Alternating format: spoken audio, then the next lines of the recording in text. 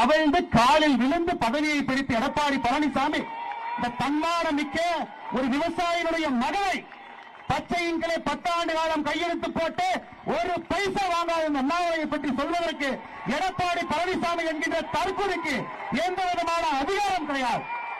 இது அகந்தை, இது அகந்தை. 2026 புரட்சி தலைவர் நடத்துகின்ற கட்சி இது போன்ற கேப்பு தலைவர்கள் என்று வழிநடத்திக் கொண்டிருக்கின்றீர்கள்.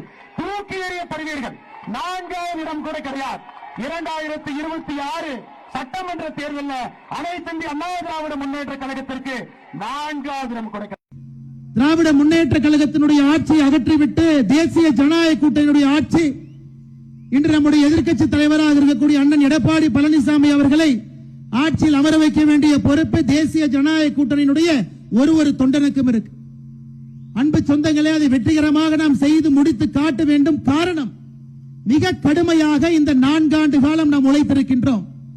பாரதிய ஜனதா கட்சியினுடைய ஒரு தொண்டனுமே திராவிட முன்னேற்ற கழகம் ஆட்சி வந்த பிறகு மக்களுக்கு பாதுகாப்பு அரணாக பாரதிய ஜனதா கட்சி நின்றிருக்கிறது. எத்தனையோ நபர்கள் கைது செய்யப்பட்டு சிறைக்கு சென்றிருக்கின்றோம். மக்களுக்காக போராட்டத்தை நடத்தி இருக்கின்றோம். எத்தனையோ பேர் 14 நாட்கள் 30 நாட்கள் ஜெயிலில் இருந்திருக்கிறீங்க. இந்த 8 மாத காலம் நம்முடைய உழைப்புக்கு ஊதியமாக கடுமையாக